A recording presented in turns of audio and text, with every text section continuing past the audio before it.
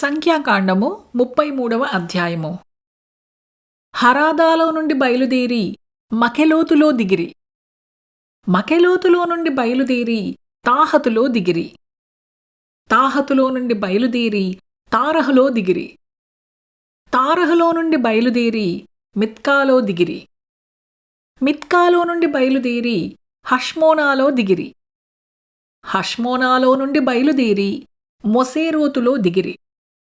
మోసేరోతులో నుండి బయలుదేరి బెనేయాకానులో దిగిరి. బెనేయాకానులో నుండి బయలుదేరి హోర్ హగిద్గాదులో దిగిరి. హోర్ హగిద్గాదులో నుండి బయలుదేరి యోత్బాతాలో దిగిరి. యోత్బాతాలో నుండి బయలుదేరి ఎబ్రోనాలో దిగిరి. ఎబ్రోనాలో నుండి బయలుదేరి ఏసోన్గెబెరులో దిగిరి. ఏసోన్గెబెరులో నుండి బయలుదేరి కాదేషు అనబడిన సీను అరణ్యములో దిగిరి.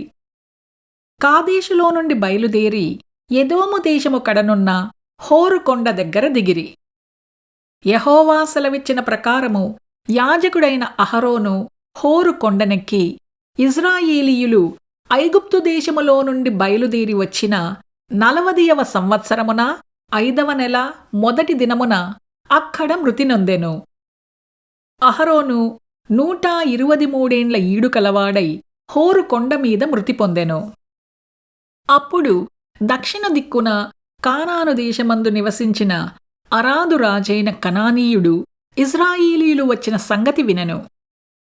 వారు హోరు కొండ నుండి బయలుదేరి సల్మానాలో దిగిరి. సల్మానాలో నుండి బయలుదేరి పూనోనులో దిగిరి. పూనోనులో నుండి బయలుదేరి ఓబోతులో దిగిరి. ఓబోతులో నుండి బయలుదేరి మోయాబు పొలమేర యొద్దనున్న ఈయే అబారీములో దిగిరి.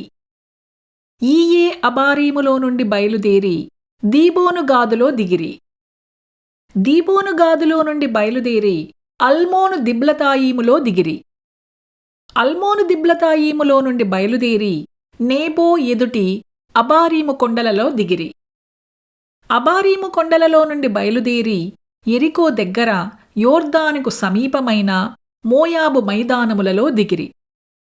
వారు మోయాబు మైదానములలో బెత్యేషిమోతు మొదలుకొని ఆబేలు షిత్తీము వరకు యోర్దాను దగ్గర దిగిరి.